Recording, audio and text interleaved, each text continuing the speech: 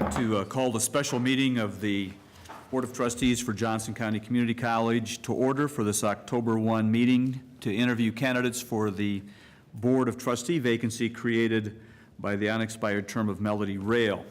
We go through the process. First, candidates. We have 4 candidates to interview today, and they'll be interviewed in alphabetical order.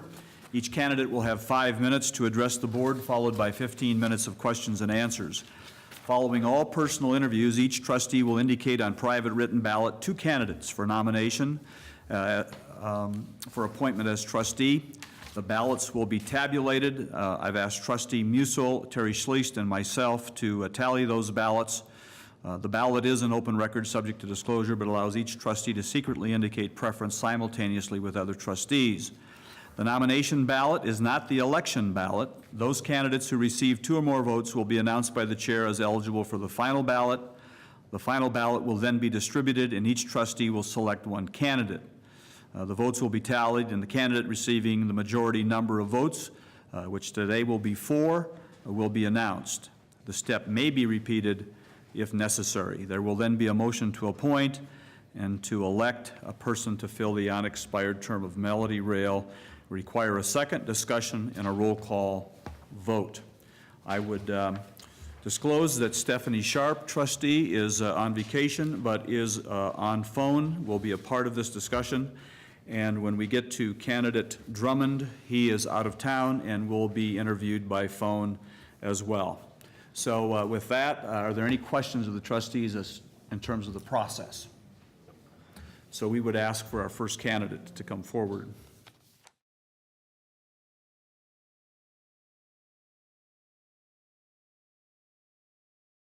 Welcome, and thanks for being here today. The process will be that you'll have 5 minutes to make an opening statement, and then the trustees have a series of questions for you, which will take about 15 minutes or so, and we'll go through the process. So thanks for being here. Well, thank you for the opportunity. I really appreciate it. And I might just ask, is there a timekeeper that I need to notice? Probably. There is no timekeeper in the audience, but I'll be happy to keep time. Okay, very good, thank you. Well, again, thank you. I appreciate this opportunity to dialogue with you and to be considered for the role that you're all in and possibly be one of your fellow board members. And I'm thinking that possibly the question in your minds is, what would you get if you did select Karen Brownlee? What's my agenda? So I'll try to answer that for you. And the first thing I would say is excellence, a commitment to excellence. And in Johnson County, that's something we've come to expect, but also we've seen this as the culture at this community college, that this is what's been developed and maintained, and I think there's a tremendous commitment to it. So I would strive to continue this, but I think there could be some challenges. You know, the first 3 months of this fiscal year at the state, the receipts are down by 9%, and I'm guessing that might impact this college. And so how are we going to respond to that? How would you all respond? Personally, I would draw on my relationships that I've had with members of the Board of Regents. I would draw on those relationships I've had with legislators to encourage them to continue to trust this board with the money that they have and to allow us to be flexible. Are there ways that we could for instance, use the Culinary Arts Center to self-fund itself? And could the Fine Arts Program fund itself? To be sure we have the flexibility to do those creative things. I think also my support and involvement in the past in the JCCC, I was the co-chair of the JCCC campaign about 5 years ago. It shows my commitment to higher ed and that I see the value of it, especially for our area. So the second thing on my agenda is improvement. Now, if we're already good, why would I say improvement? Because if we don't continue to improve, those also in our business will pass us by. So we have to continue a commitment to improvement. Now, what's the challenge here? I think the challenge is to figure out what are the best measuring sticks. And it was helpful to attend the State of the College address a few weeks ago and hear Dr. Joe speak of the key performance indicators. So just to be sure we're using the most important key indicators and key measuring sticks to figure out are we meeting the needs of employers in the area? Are we meeting the needs of our students? Do our students, what's their satisfaction level? How are they doing? Are we doing the right things by the students that we have coming through the doors? I know there's been efforts towards a longitudinal study on the state level to track students, to be sure that K through 12 and Regents experiences are leading our students where they need to in the workplace. So those could be some things that we might consider. My third agenda item would be to keep on keeping on. There are so many programs of such a diverse nature. Again, back to the State of the College address, I didn't know you had a Native American unit here. So many constituents here that expect so much from this college that we have to continue to do our best for each of those groups. You know, whether you're an entrepreneur and you would like some of the support that this college offers, we have to continue to do our best by entrepreneurs. And I know there's tremendous efforts in that area in the partnership with Kauffman Foundation and so forth. How about the College Now program? The Brownlees put a lot of money into College Now, and we really appreciate that. But that means a lot to area high school students. So to continue to do the very best in all of those constituency areas, I think is very important. On a personal level, my Senate district included Southwest Johnson County and about half of Olathe. And I think sometimes Southwest Johnson County can feel overlooked. So I think the relationships that I had for those 14 years can really be beneficial.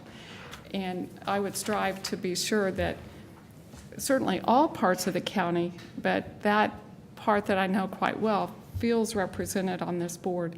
So that notion of being an elected official that needs to connect with the public is not a foreign concept to me. It's something that I really enjoyed for 14 years and would like to offer my services with the experience that I have to be part of what you do.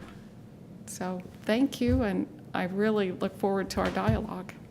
Thanks, Karen. Appreciate that very much. We'll begin the questioning with Trustee Cross, please. Thank you, Mr. Chair.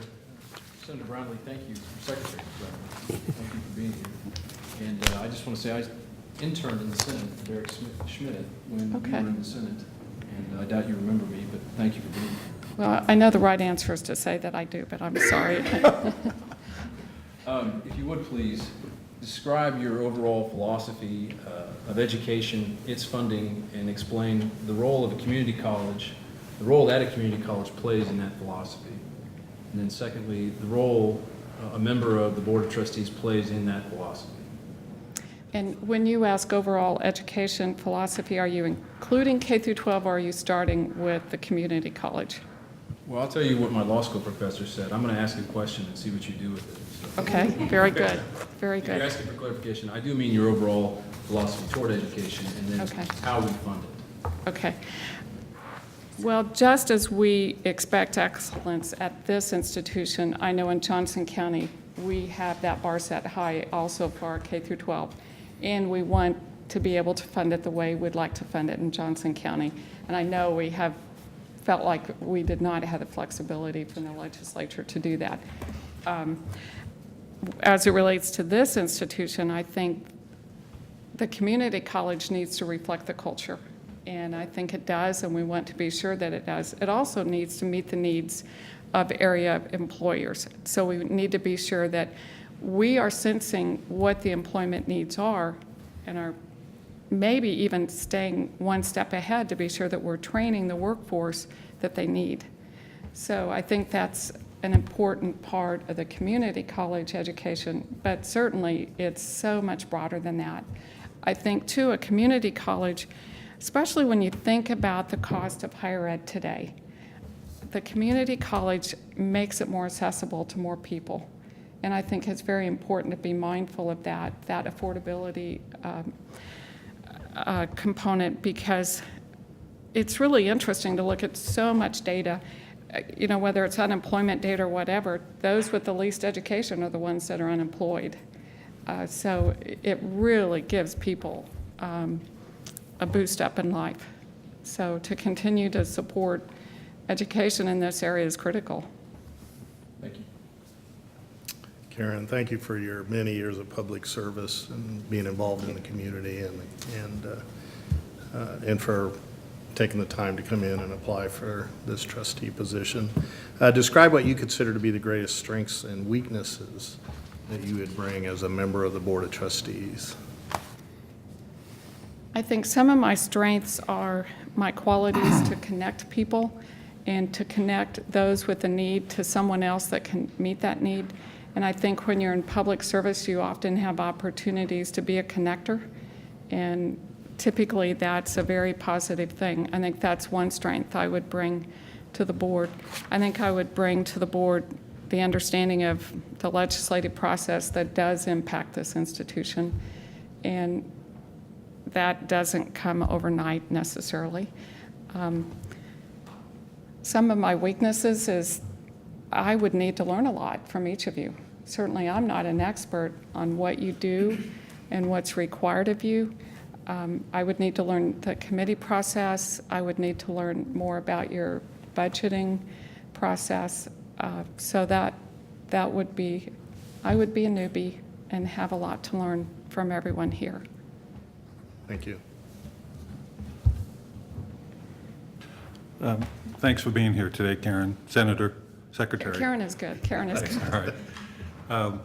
You've answered the question I'm going to ask in your application. The issues of local control impacts many areas of the college's operations, including financing, programming, responsiveness to the community's needs, and so forth.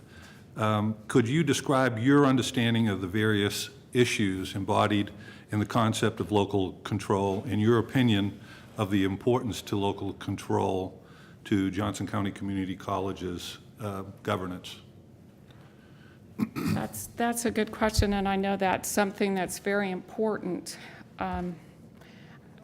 It's my understanding that certainly you are autonomous in many ways, but yet you're tied to the state with the funding formula, but yet we have had the flexibility, for example, to have the partnership with BNSF that built that building. And so when I reference things like, can we make some of the things here at the college self-sustaining, I would have to verify on the state level that state statute doesn't prohibit that, for example. But I would hope that if it did, that we could advocate with the legislature to change that to allow more flexibility.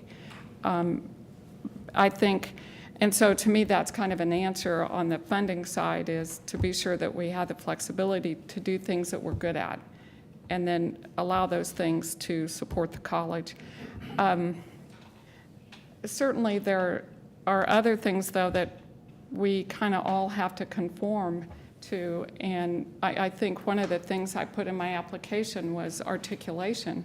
You know, that we do want to be sure that an English Comp 1 class here isn't just heads and tails beyond an English Comp 1 class at Garden City JUCO and things like that. So some of those things, it does make sense that we have similarity, but we still need to be sure that we're allowed to make the decisions that direct the culture of this institution.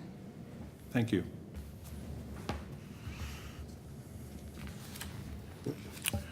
Karen, what are the top 3 issues that you see facing the college in the next 5 years? That's a good question. I think you have to talk about funding to some extent and just be sure that the leadership is absorbing those tough times in a way that doesn't lessen the quality of the education, but instead allows that quality to continue. And I have to say, when I was in the Senate, one thing I really appreciated about the leadership here was there wasn't whining. And I really appreciated that it was like, okay, this is the hand that we're dealt. We're going to make the most of it and move on. And I think that's a key thing. So I think, just absorbing those ups and downs in funding are important. 2, I think trying to figure out what is it that the workforce needs. And I think dichotomy that I'm hearing about fairly recently is in Kansas, we have been trying to create more and more slots to produce more and more nurses, especially as us baby boomers age. But yet with Obamacare, even this morning was told of a hospital in El Dorado, Kansas, laying off 400 nurses, which would be a huge impact on that community. And I've heard those types of things at other times. So we're trying to increase nursing graduates, but yet what's this other tension going on in America that might be saying, no, we don't need so many of them? How do we right that ship? And so I think that's a third issue that's very important. And then a third issue is, now this is kind of wild, but I'm going to throw it out there. Evaluating how does a community college interface with high school, and is there something new and different that we need to do with that last year of high school to make it a more productive year for our students? For those students that may feel like, boy, I've sat here doing these papers long enough, can we partner to have a more visionary perspective with K through 12, especially for that last year, to make it a more productive year for those students that might feel like they've sat there long enough? Karen, you've addressed financial responsibilities a couple of times.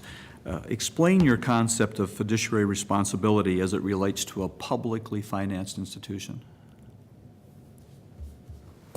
Well, we're accountable to the public, and so certainly we have to keep in mind that the taxpayer's pocket has a bottom to it, and that we can't spend willy-nilly those monies which are not ours, that we have to be good stewards. So I think that's a key philosophy and principle. During my time at the Department of Labor, we were able to cut costs by 35%, but yet increase customer service significantly, which was a really neat accomplishment. Now, not every institution can do that. And so I wouldn't come in thinking that I should ask that 35% of costs be cut here. It depends on the institution. If you're already a lean machine run well, you're not going to have 35% to cut. You know, maybe it's that 1 or 2% or less or more. But I think it's just being mindful that we answer to the public. Thank you. And a question from Trustee Sharp, and she wanted me to ask it in case we had a communication issue. Discuss your understanding of the responsibilities of a board member, both as an individual and as a member of the overall group. Okay. And certainly I would have a lot more to learn here, but I do understand that you have a committee structure, and so you're all members of committees, and so I think there's that part. I'm guessing that you have a tremendous amount of reading to keep track of everything that's going on and so forth. I think and those things would probably refer more specifically to the actual being prepared for meetings. But I think you would have a responsibility to advocate for this institution, you know, in the greater Kansas City metro area, to advocate for this institution with our K through 12 partners, with the legislature, the regents. I think that would be an important role, is to be sure that each voice here is a strong voice for this institution with all the partners, and to be sure that the partners see us as the institution that we are and see how we can improve that partnership. Are we serving our partners as well as we can? Karen, thank you. The time has quickly come and gone, and like my colleagues on the board, we really appreciate your service to the county and to the state and to your community of Olathe. You have a very distinguished resume, and the process will be we'll interview each of the candidates this afternoon and hopefully make a decision at the end of the day. So thank you very much for being here. We appreciate it. Thank Thanks. you. Thank you. Thank you all.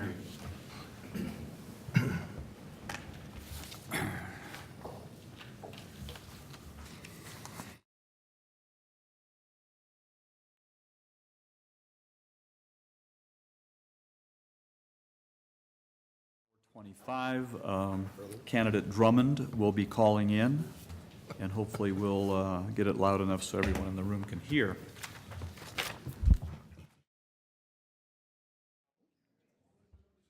Good afternoon, Mr. Drummond. Yes. Can you hear me? Can you hear me okay? I can hear you. I can hear you. Can you hear me okay? Yes, our board meeting is in session, and the process is that you will have 5 minutes for an opening statement, and then the trustees will have a series of questions and a question and answer. I will give you a verbal 1-minute warning when you have 1 minute left, if need be. So with that, welcome to the interview process, and we're ready for your opening statement. By the way, yeah, good point. Trustee Cross, Trustee Stewart, Lindstrom, Musil, and myself are here in the open meeting, and Trustee Sharp is listening by phone from a distance. Good. Well, thank you very much for this opportunity. I really appreciate it. I particularly appreciate the board accommodating my travel schedule and making this exception for me to be able to speak to you about this very important position. As you might recall, the 4 years I served on the board were very challenging years, but we as a board worked very closely, I thought, as we led JCCC through a new faculty contract, I think a significant loss of state tax revenue, an eroding county mill levy, which caused us to transfer millions of dollars a year from our reserves to balance the budget every year for several years. This resulted in many difficult decisions, as I recall. However, we also built 2 new buildings. We received a higher mark, some said, than Santa Claus on our Overland Park Timber survey. We spent a lot of time, energy, and effort in rebuilding our IT infrastructure, bringing it up to standards and beginning to exceed the standards, I think, by now. We also replaced a long-time CFO. We, in that process, introduced a new infrastructure plan. We also began to build a new IT structure, as I said. We introduced a new budgetary system. We made several staff administrative reassignments during my period on the board. We also took some significant steps, I thought, to reduce our health care and our energy costs, and most importantly, we hired a new president. So my 4 years on the board were full of some new challenges and some exciting challenges for the college, as I think we moved forward very faithfully in trust to the taxpayers and to the citizens, and I also believe we went through an accreditation and received very, very high mark on that. I also believe my 4 years on the board management committee allowed me to be positioned also as a treasurer at that time to influence many decisions that I mentioned above and many others that don't have time to mention that you all may recall. I was very privileged and would continue to be privileged if you would allow me to serve on the board with this esteemed group one more time. So thank you for this opportunity to make this open statement. Well, thank you. Trustee Cross will begin with the questioning. Trustee Cross. Dr. Drummond, good afternoon. It's good to speak with you again. Good afternoon. Thank you. If you would please describe your overall philosophy of education and in your vast experience, explain the role a community college plays in that philosophy and the role a member of the Board of Trustees plays in that philosophy. Sure, I'd be glad to do that. I think my philosophy of education is very student-centered. I think the college is the faculty in so many respects, and what the faculty do and what the faculty are enabled to do by the administration and by opportunities provided by the community is to impact students in a transformational way. Community college in particular is positioned to do that very uniquely because we have great support from our local community, and we also have the opportunity to work very closely with many, many stakeholders, be they school districts or community agencies, businesses, a whole host of other entities that allow us to be able to do what we can do to make this a transformational experience for our students. As a trustee, my role would continue to be being able to work with 6 other colleagues in a very strategic way to help the college to move forward as it impacts the community and as it impacts the students, and as it provides what I believe is a very excellent education to the tens of thousands of students that come across our path every year. Thank you very much. Thank you. Dr. Drummond, John Stewart here. Thank you for applying for the position and your years of service to education. Describe what you consider to be the greatest strengths and weaknesses that you would bring as a member of the Board of Trustees. Thank you, Trustee Stewart. I think one of the things that I believe would bring to this board would be a wealth of experience in education, in public education and private education. Then myself being a member of a university setting for 30 years, I think the strength I would also bring would be having spent 4 years on the board previously. I've become very acquainted with many of the individuals that make up the college community and many more individuals that make up our stakeholders. So I think I would bring all these things together and work very diligently, very effectively, and very collegially with my partners on the board, and continue to lay the pathway for what I believe is going to be some great years for Johnson County Community College in the future. I think the weaknesses include just my human fallibilities, my inability to be as good a thinker as many other people on the board.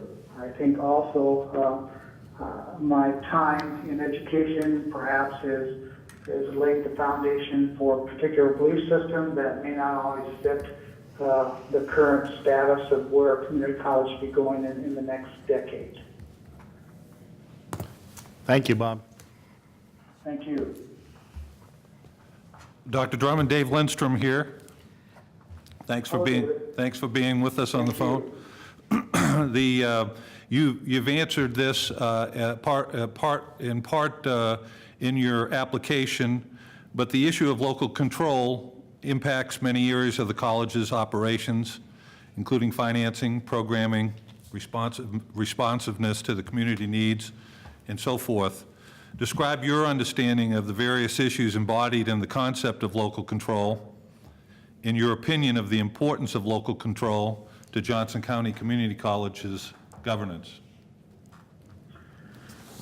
Thank you, Trustee Lindstrom. I think the heart and soul of having the type of college that we have right now is based on the concept of local control. We've been able to build, as a community, a world-class community college, mostly because the community had wanted that and has empowered us to do that and take steps to make that happen. I think without local control, we would be enmeshed in many more regulations, many more approaches to what a community college should be that go beyond the borders of Johnson County. By having local control, our accountability are to the citizens who elect us and to the students that we serve and the community that we're part of. Without local control, that would be very difficult because we all know the experiences that happen at the state level and the federal level that tend to erode away some of the core values of any particular community. It allows us to be able to zero down to what our community really wants and be able to provide those kinds of services at the level that our community wants us to do. And without strong local control and the belief that we are doing what the community wants us to do, I think we would see a college that would be much different today than what we have, because we have been blessed with the ability to work within the confines of our own community. Thank you. Thank you. Bob, Greg Musil, what are the 3 top issues that you see facing the college in the next 5 years? Number one, I think we have to continue to work very, very hard, as the board has in the past, to develop a balanced budget. Again, we're in a circumstance where that challenge for us is maybe not as big as other places in Kansas, but it's big enough for us. And so I think as a group, we have to be able to prioritize what it is we need to do and how we should get it done. Number two, I think we have to continue to be strong ambassadors for our community college in the community. If we are going to maintain our status as one of the top community colleges in America, then that is going to take a lot of work on our part, a lot of work on the administration part, to continue to say to our community, we want to be as good as you want us to be, and you need to help us do that. Number three is to be able to respond to a broader range of educational opportunities for our students. As all of you know, enrollment has slipped in the past few years. I think that is a significant challenge for us to get our enrollment back up to where it was just a couple of years ago. That is not only a revenue issue, but that's an issue of being able, for us to be able to provide the various kinds of offerings that our students need and want that they perhaps are going to other institutions to get. Thank you. Dr. Drummond, thanks. Explain your concept of fiduciary responsibility as it relates to a publicly financed institution.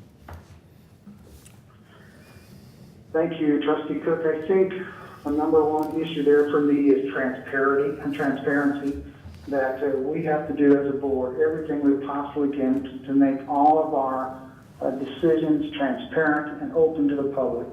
Number two, I think there has to be very, very high accountability. It is sometimes difficult when you have a budget as large as we have our budget to forget that every penny counts and every expenditure is important. And so to have a system that is highly accountable to our community and to our faculty and to our students is very, very important. Number three, I think for us to be able to work with all the stakeholders we possibly can to let them know that we are stretching every dollar as much as we possibly can. We're spending every dollar in such a way that we're getting the biggest bang from it and they're getting the best value from it. It's a combination of all of those things coming together that make our institution what it is today and what our constituents want us to be in the future. Thanks, Bob. And a question on behalf of Trustee Sharp. Discuss your understanding of the responsibilities of a board member, both as an individual and as a member of the group. Okay, thank you, Trustee Sharp, if you can hear me. I think as an individual, I am accounted to the electorate. I'm accountable to the electorate. And as an individual, it is incumbent on me to be able to be as transparent and as open and available as I possibly can to the people who not only have appointed me to this position, if that does happen, but the people who elected me in the first place and who have invested in the Board of Trustees the rights and the responsibilities to govern a significant institution that spends a lot of tax money. As a board member, I think what guides me in all my board relationships in the past and would be in the future is also accountability I feel to my fellow board members. I think it's important for me to be able to disagree agreeably. I think it's important for me to fully listen and understand as best as I possibly can to my fellow board members, to try to understand their point of view, try to work with their point of view. And at the end of the day, it's important when the vote is taken for me to be on the same side with everybody else, regardless of whether I fully agree with the decision or not. It's a decision of the board, and I have to and want to and will follow the decision of the board. Dr. Drummond, thank you. You were brief in your opening statement. You used half of the time.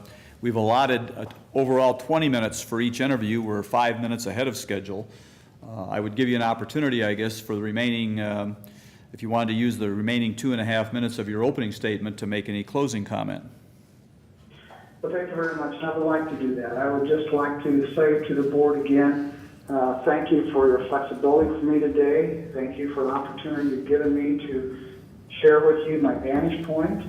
And if you would so appoint me again, you can be guaranteed that I would be a responsible, accountable, and a significant colleague for you to work with, and that I would pour all the energy I have into continuing to move Johnson County Community College forward in our community, because we all know how important it is for Johnson County Community College to be one of the significant economic engines in our county.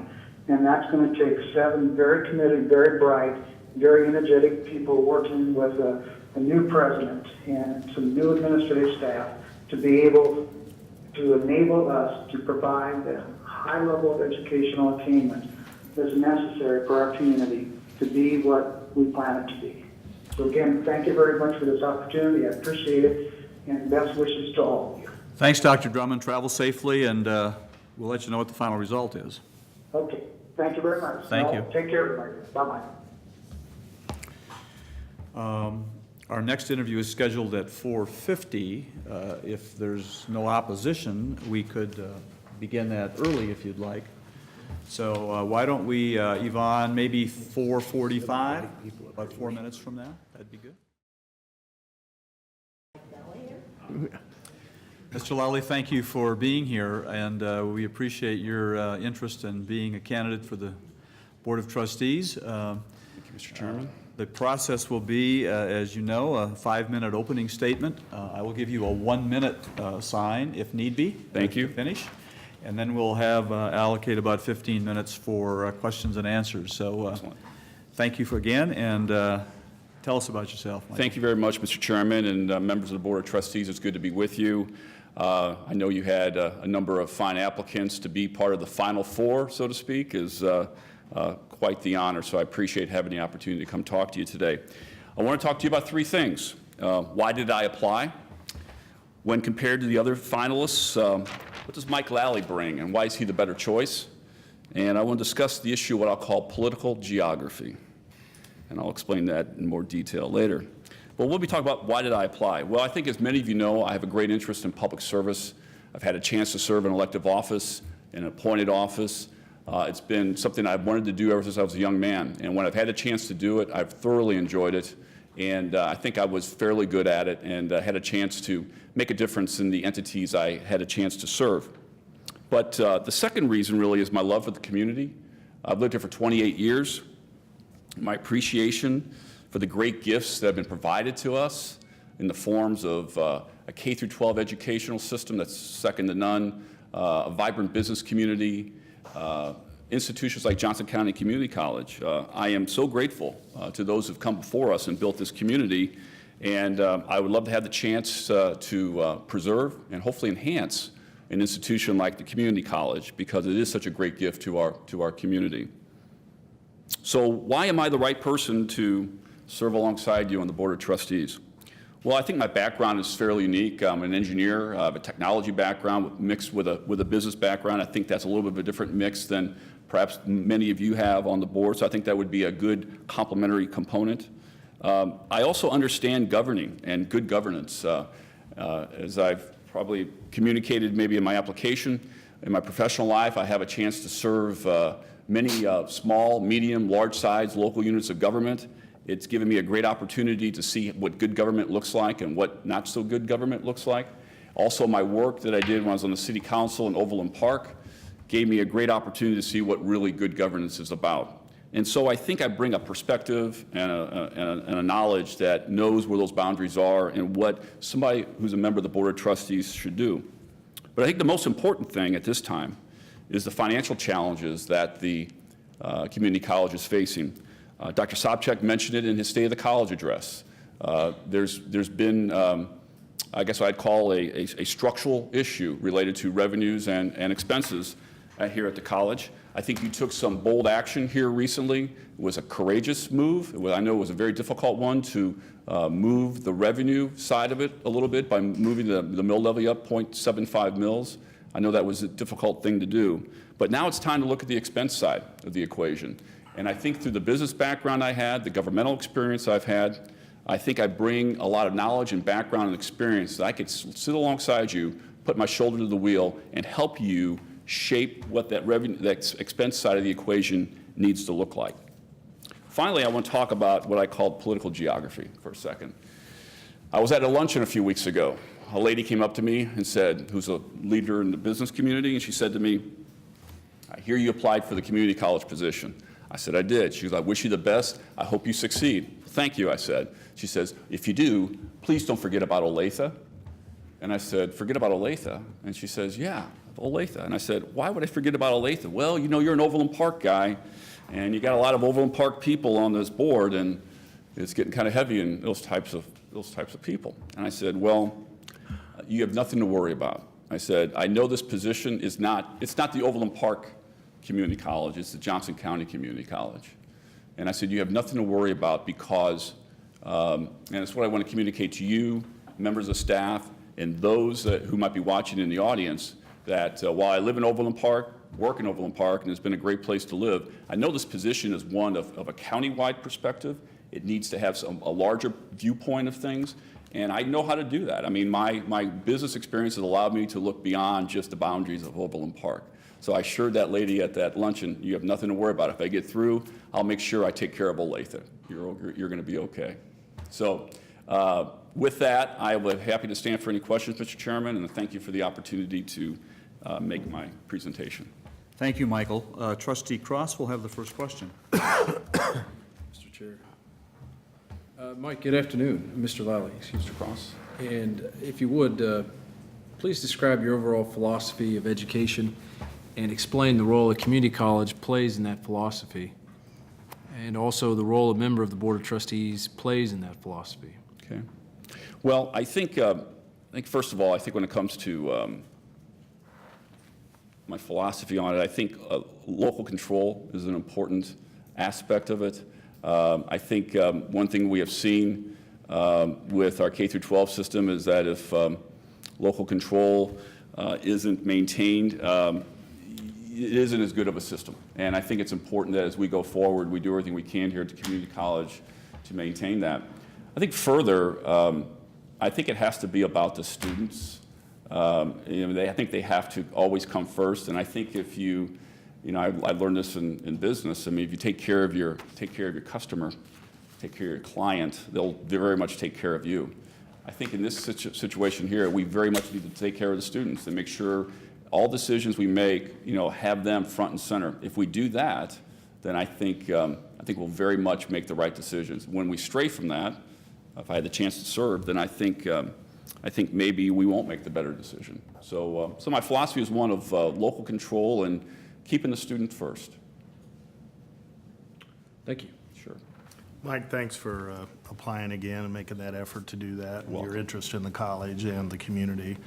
Describe what you consider to be the greatest strengths and weaknesses that you would bring as a Board of Trustee member.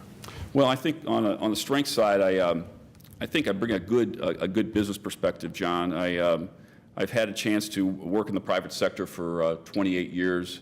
It's been quite an education about the power of the marketplace and what that can do. And so that business perspective, I think, is of a great strength. On the weakness side, did you ask me that? Did you ask me about the weakness too? It's a hard one to answer. Yeah, on the weakness side,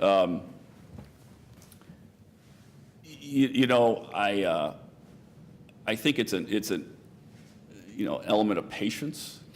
I think when you are trying to solve a problem, I know I am. I'm trying to get to that answer. I know in a public setting, in a public body, patience is something you need to have. You have to let the process play out. I learned that very much through my time on the city council, that when you let the process play out, let the various people who have interest in a particular issue engage and have their say, and often they have some great input, it allows you to get to a better answer.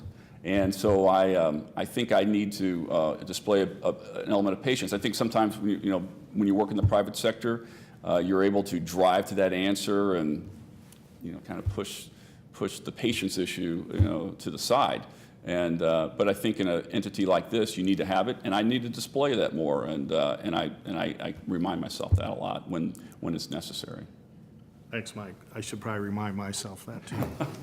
Yes.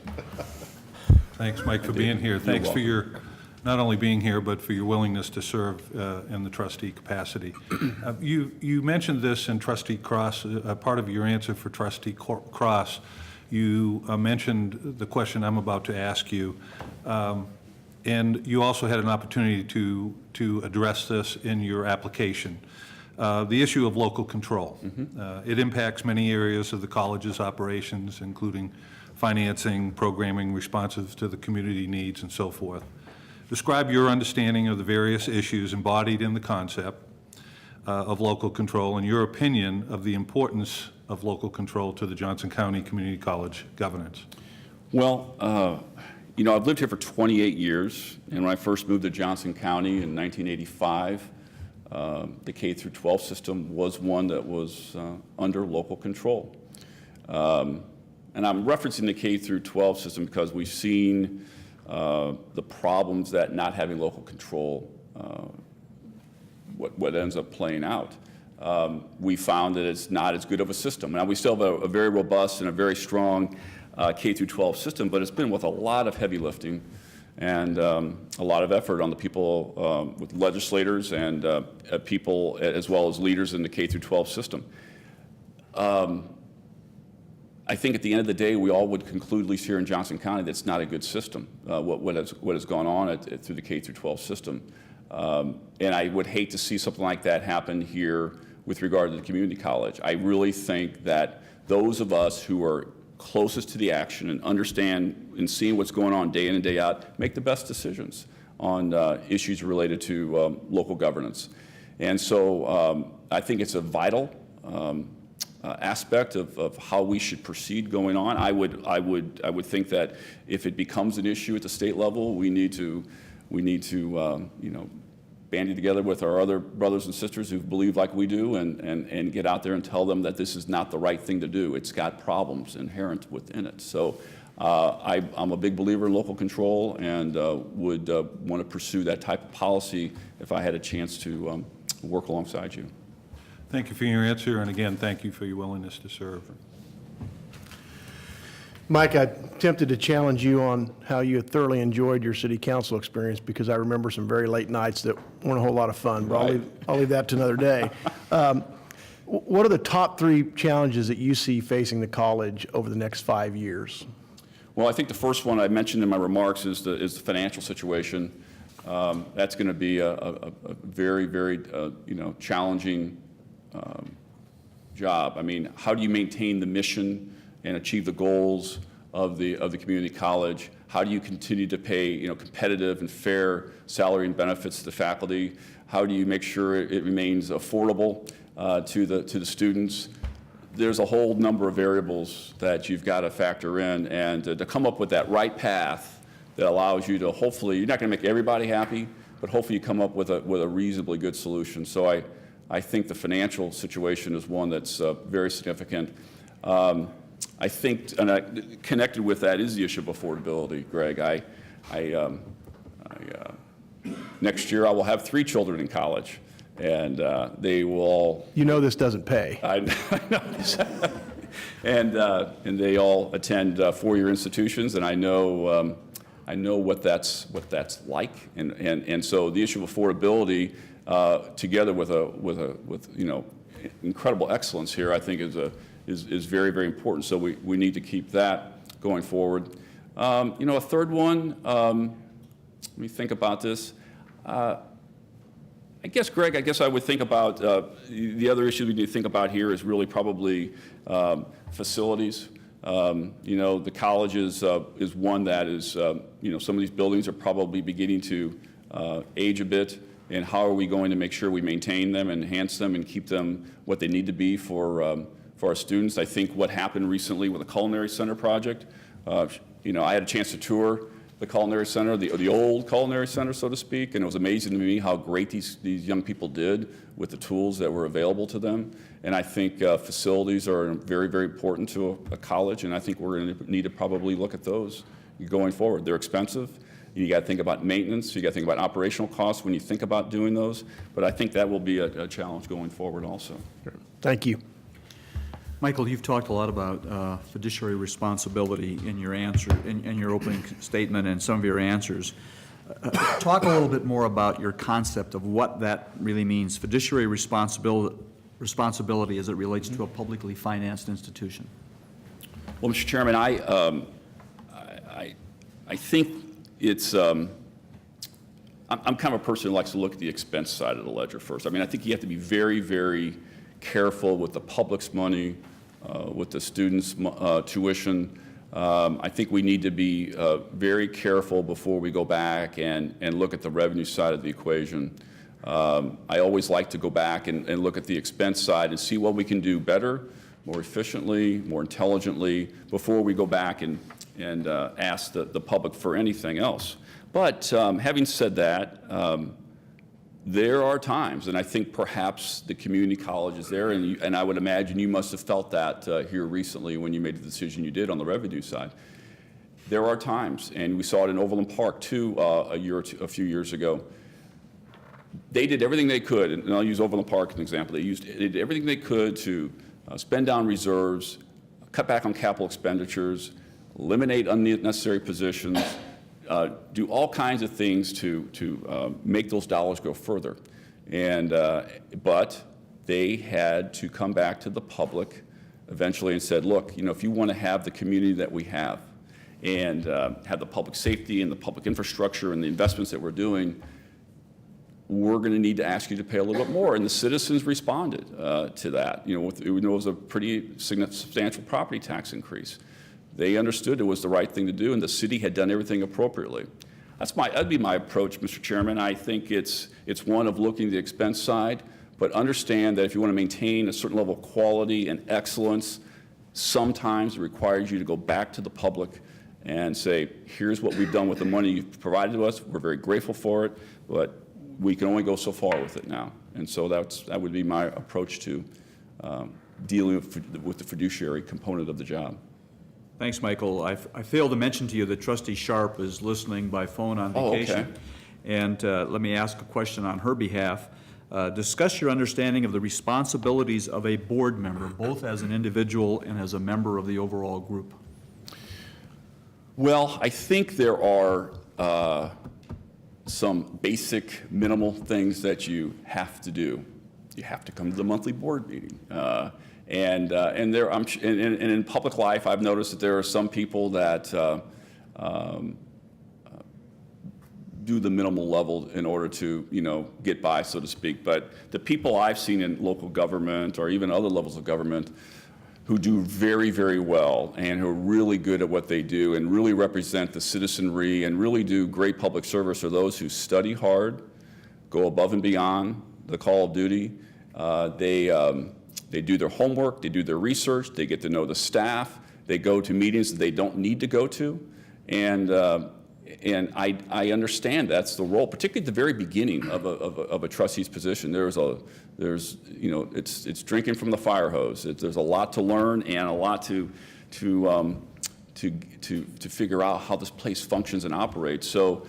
I realize that to do this job right, you have to put in that extra time and that extra effort, particularly at the very beginning, so you can get up to speed and make a very, very positive contribution. If you don't, you're not a very good public servant. So I understand that, prepared to do that.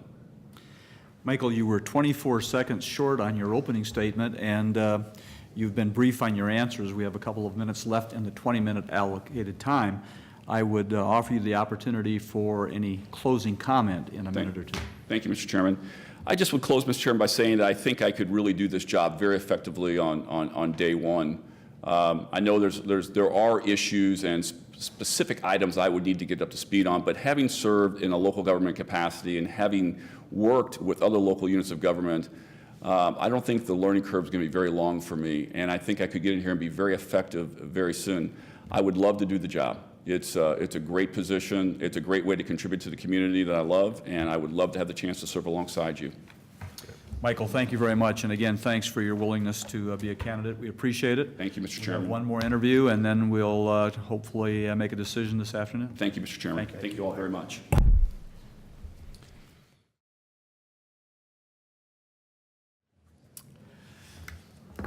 Mr. Wolf, thank you for coming in to be a candidate for the vacant position.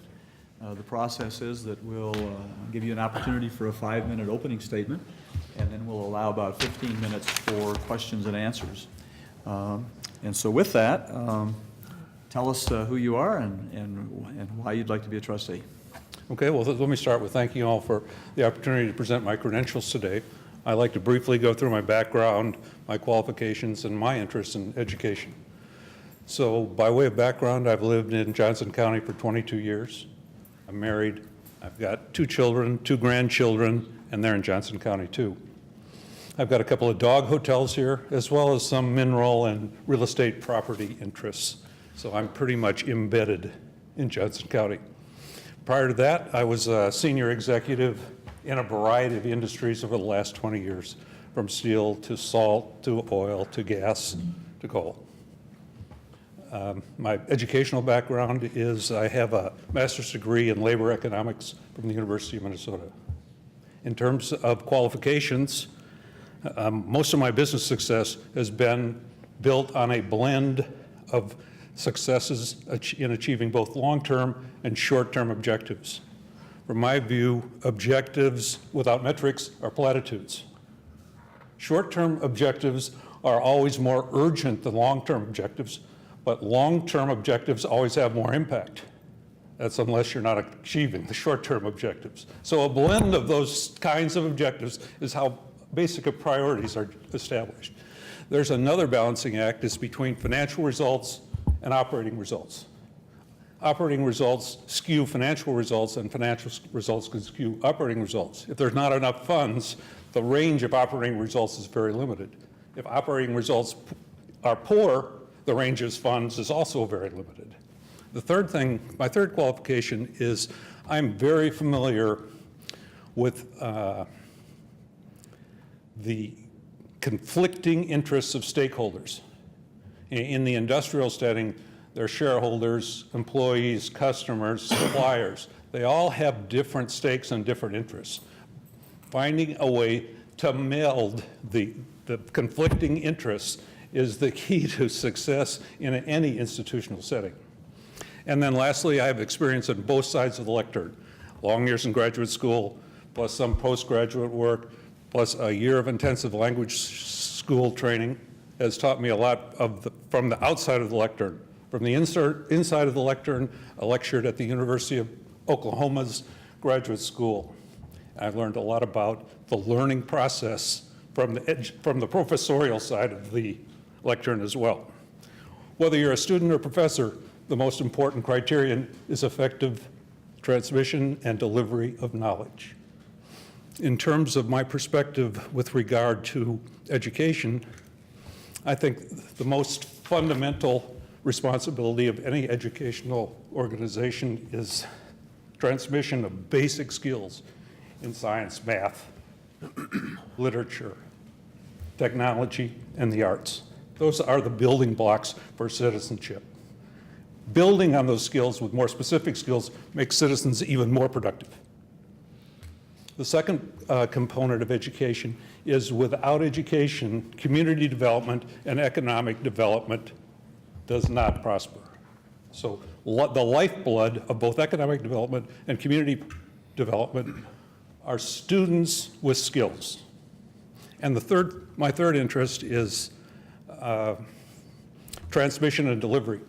And I don't know if you're familiar with the Khan Academy or not, but the Khan Academy has revolutionized the world of education by delivering knowledge by first sending students home to learn the lecture on the internet, and then bringing them back to the classroom for coaching and counseling. The results have been remarkable in many places, and I think maybe the community college is doing the same thing in the Culinary Center, or much of the same thing in the Culinary Center. There are remarkable opportunities for both learning improvements and productivity in the Khan method. And lastly, I guess I would like to congratulate the college and the Board of Trustees for establishing a successful partnership with the community. There's no one in Johnson County that doesn't think that Johnson County Community College is an asset. Thank you very much. Appreciate I'd be happy that. to field any questions. Trustee Cross will begin the questioning. Just a quick question before the question I need to ask you. I wasn't aware you taught at Oklahoma? Yes. When did that happen? 1978. Okay. And then, 1988, excuse me, what did you teach, may I ask? incentive compensation. Okay. There's two stakeholders there. There are some employees and there are shareholders. And if they don't overlap, just about like this, it doesn't work very well. What is your philosophy generally of education, how we fund it, and then what role a trustee has in that philosophy? Could you repeat that for me? Yeah, it's the main question is, what's your overall philosophy towards public education? And then how do we fund it? Well, my philosophy is it's an essential component for both economic development and community development. So that's my philosophy. Without it, I don't think our communities or our economy can thrive.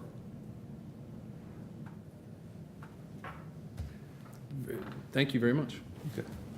Steve, thank you for applying for the position and taking the time to come in and talk with us here. So my question is, describe what you consider to be the greatest strengths and weaknesses that you would bring as a member of the Board of Trustees. It's always a good question. What's your weaknesses? But Well, I tried to describe my strengths in that opening statement. It is, I guess I have built my career on strict accountability. Results are the most important value in my world. In terms of weaknesses, I guess I'm not quite yet, my biggest weakness is I'm not familiar with the process. So I'm sure there's a learning curve. I hope it's steep. you'd enjoy that. Thank you. Welcome, and thank you for your interest in, thank you for being here and your interest in serving as a trustee. You've had a chance to answer the question I'm about to ask you on your application, and you've addressed it somewhat in your opening statement as well. The issue of local control, it impacts many areas of the college's operation, including financing, programming, responsiveness to the community needs, and so forth. Describe your understanding of the various issues embodied in the concept of local control and your opinion of the importance of local control to the governing body of Johnson County Community College. Well, I'll start in reverse order. I think local control is essential for the community development aspect of Johnson County Community College. So I think it's mandatory. The issue between local control and other control is a funding issue. The more you reach out for funds from others, the more control they're going to ask for. I guess I would, my bias would be to be self-funded. Thank you. You're welcome. Steve, thanks for applying. I know you're familiar with the rigors of public life through your family. What are the 3 top issues that you see facing the college over the next 5 years?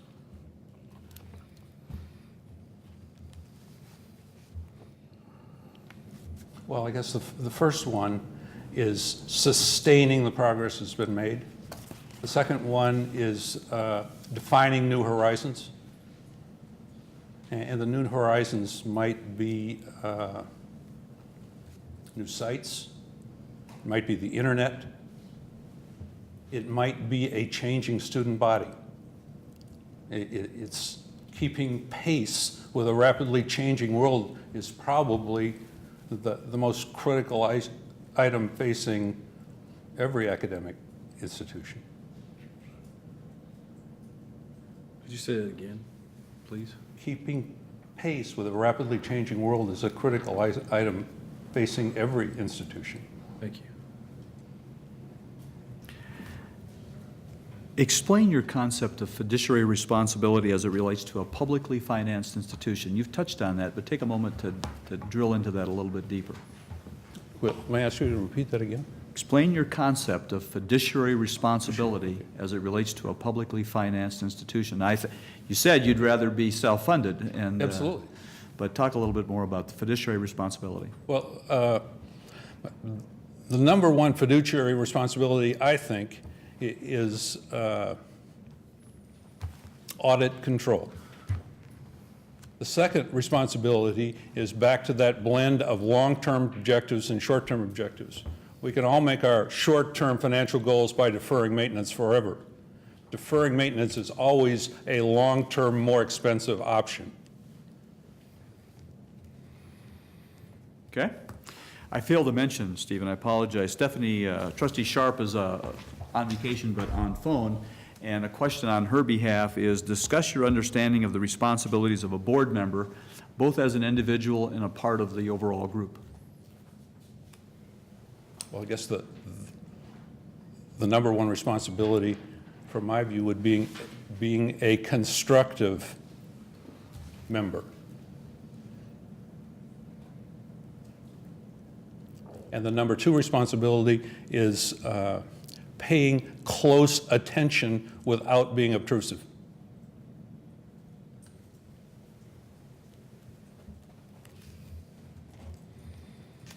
Does there come a time when the obtrusiveness goes away and you become engaged? Close attention is engagement. Okay.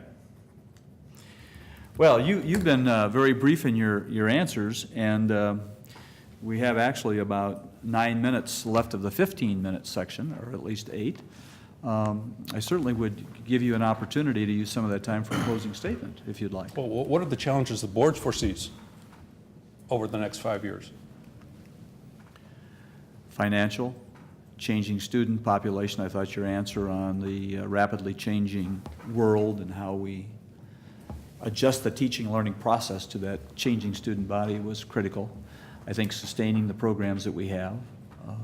Some of the items you mentioned are certainly aligned with what we're facing, financial challenges of sustaining the programs that we offer and deliver, retaining a student population that we've enjoyed and growing our student enrollment, even though we have been a very large institution from a student enrollment side. How do you see building on the partnership with the community? That's a real asset. I'm not sure exactly how you will take advantage of that. How would you see that partnership? I don't know. You asked me for the questions.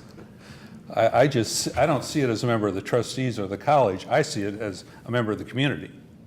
So as a member of the community, how would you, as a trustee, enhance that partnership?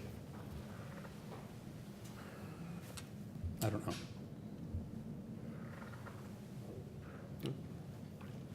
So I guess maybe the a contribution the college makes to the community is an effective workforce. So promulgating a more effective workforce would connect at least to part of the community. Steve, it seems to me that your passion for short and long-term goals and the balance thereof, at least I'm interpreting that way, makes you a strong advocate for the businesses that for which you've been engaged. And I believe, as trustees, we believe we can all become better advocates of the college, ambassadors of the college in promoting the programs. That would be one way I would answer your question. Trustee Lindstrom. Well, I just want to make a comment. I appreciate your answer as it relates to the roles of a board member. We had a retreat a couple weeks ago, and the chair of the Board of Regents, Fred Logan, gave us his impressions of productive board members, and your answer of attention to detail but not being obtrusive reminded me of his comment, noses in, hands out. Thank you for that answer. Any other comments? Well, thank you for the opportunity. Thank you, Steve. Thank you, Steve. Thanks, Appreciate Steve. it. The process will be now, we will have the trustees consider all the interviews, and hopefully within the next few minutes this evening, we can make a choice as to which of the 4 we'll select. Okay. Thank you Very much. Thank you. Who's going to take the secret? She's going to email that in. Okay. I would ask the trustees to take a few minutes to deliberate. You have ballots in front of you. And we're going to ask you on the initial ballot to write down the names of 2 candidates that you would like to move forward. Trustee Sharp will email her responses in to Terry Schliest. And, but let's take a few minutes to deliberate what you've heard. Mr. Chairman, may I recommend that maybe a 2-minute break? Why don't we, you A mean, little longer than that. why don't we take 5 minutes before we come back to vote? Okay, great. Thank you, Mr. Chair. If I could have your attention, please.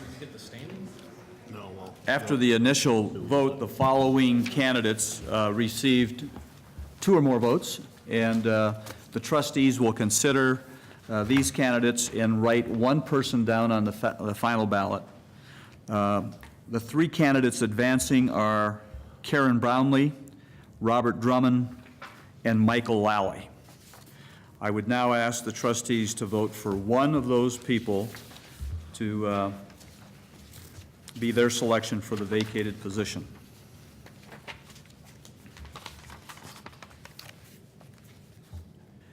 We are awaiting the email selection of Trustee Sharp. The vote has been tallied, and according to our process, we indicated that votes will be tallied and the candidate receiving the majority number of votes will be announced. We said the majority number of votes would be 4. No one received 4 votes, so I would ask for you to vote a second time. Assuming we'll vote different. I'm sorry? Assuming we're going to vote differently? These 2 candidates. Oh, yeah, they're just, do we eliminate? Oh. Thank you. Yeah, I'm sorry. Thank you. We'll take the top 2 vote getters, and the candidates going forward would be Michael Lally and Robert Drummond. We would ask you to vote for either Lally or Drummond. Thank you. After the second ballot, we have a tie vote. Candidate Drummond has 3 votes. Candidate Lally has 3 votes. I would ask you to consider the candidates once again, and we'll take a third vote. I believe that the voting process that we just witnessed is indicative of the quality of the candidates that we had and to consider, and we'll speak more to that. But we do have a victor in the third ballot, and that is Bob Drummond. I would accept a motion to appoint and elect Bob Drummond to fill the unexpired term of Melody Rail as trustee of the Board of Johnson County Community College, and I would ask for a second. I will so move. Is there any discussion? You want to, did you move it? I did move it. Second. Any discussion, followed by a roll call vote? Just a brief comment, if I may, Mr. Chair. It is just to note my objection that just this year, Mr. Drummond, though distinguished in service and by many accounts here, and certainly active in the selection of President Sobchak, an able-bodied man, I do object and vote no accordingly. Any other discussion?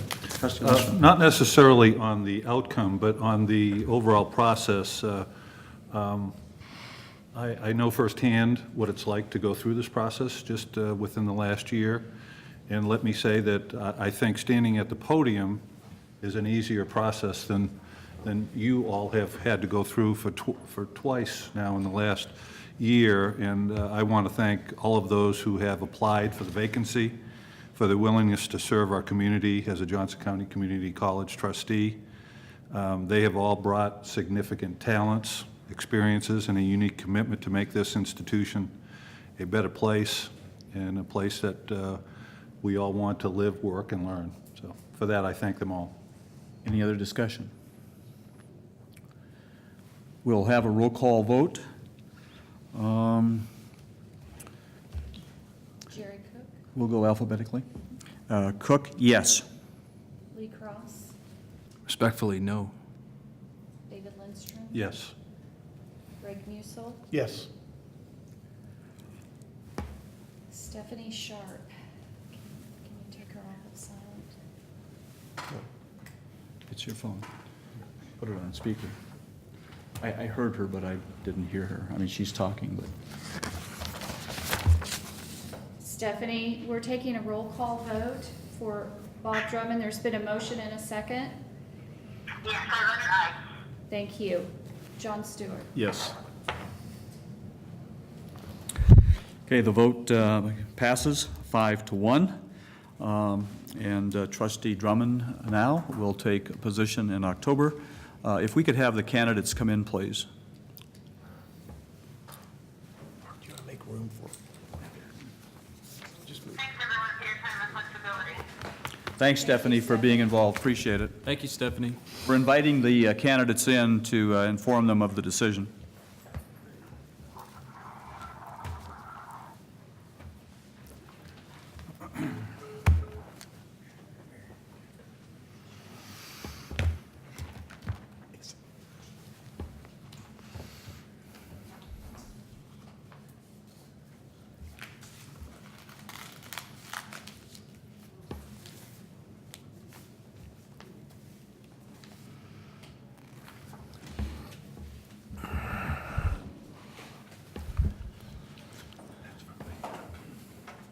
Is that the Java juice?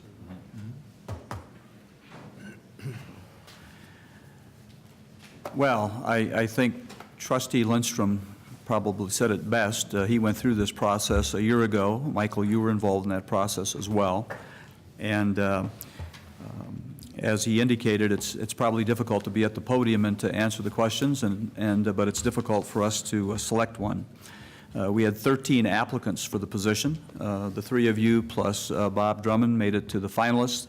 And Bob Drummond is on a trip, and so we did interview him by phone.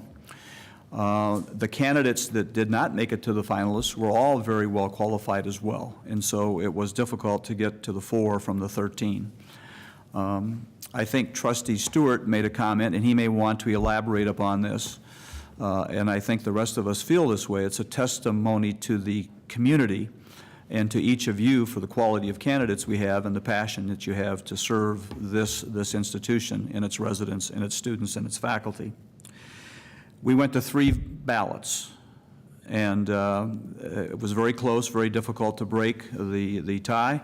But on the 3rd ballot, the trustees have elected Bob Drummond to continue as trustee. And with that, I would ask for any trustees if they have any comments. Trustee Stewart. I did comment about, we're very fortunate to have a community where people come forward and want to serve. And this was a very difficult decision. The last time was a very difficult decision. So there was a good group of people that want to be involved and provide leadership to the college. And I really appreciate the 3 of you and Dr. Drummond for making that effort. And you all did an outstanding job. And hopefully you'll stay involved. And there's elections in a couple of years. And we need good people to be involved to keep this college really going strong. So thank you for doing that. Trustee Lindstrom. Thank you, Mr. Chairman. I want to congratulate you all for your willingness to participate in this process. Having participated in the process myself just about 9 months ago, I can say that it is a difficult process, as the chairman said, being at the podium. I think it is more difficult, especially with the quality of candidates that we've had that have clearly demonstrated their willingness to make this a better community.